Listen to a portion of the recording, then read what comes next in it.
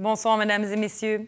En réaction à la loi spéciale adoptée par le gouvernement Charest dans la foulée des manifestations qui perturbent le Québec depuis maintenant 100 jours, une manifestation spontanée a eu lieu vendredi midi devant les bureaux du député libéral, M. Claude Bachand. Près d'une quarantaine de personnes de tous les horizons sont venues manifester leur indignation face à cette loi qu'ils considèrent antidémocratique.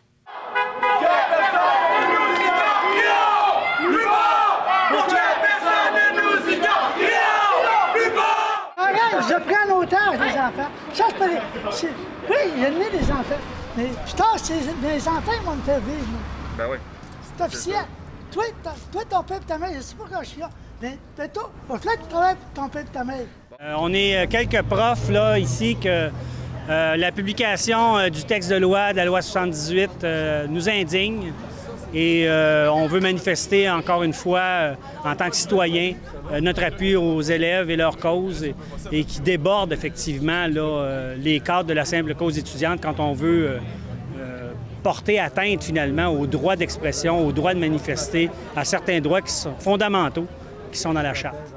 L'adoption de mesures limitant la liberté d'association et de rassemblement rallie bon nombre d'opposants. Là, c'est même plus une question d'être pour ou contre la hausse. Je veux dire, maintenant, c'est vraiment une atteinte aux libertés civiles que cette loi-là représente. Puis je pense que c'est important qu'on soit capable de mettre nos différents côtés et qu'on soit capable de se mettre d'accord sur une cause commune. C'est pas seulement une loi qui touche le fait de retourner en classe pour les étudiants qui sont en grève, mais aussi la liberté d'expression puis le droit d'association qui existe au Québec depuis plusieurs années. Donc, on est fortement en désaccord avec cette loi-là, puis jamais on va s'assurer que cette loi-là passe pas. Les études démontrent que les opinions sont vraiment partagées sur le sujet. Seulement 37 % des habitants de Montréal, dont ceux qui sont le plus directement touchés par les excès de violence, sont en accord avec la loi spéciale.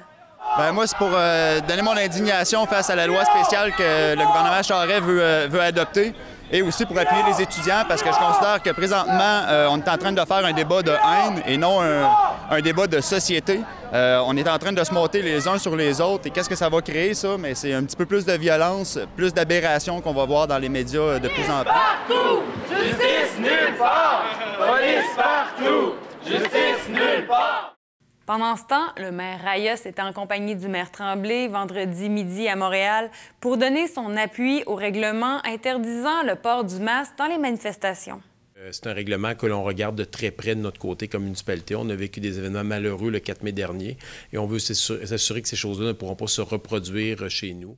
Selon le règlement, le port du masque serait interdit seulement lors de manifestations importantes et ne s'appliquerait dans aucune autre circonstance.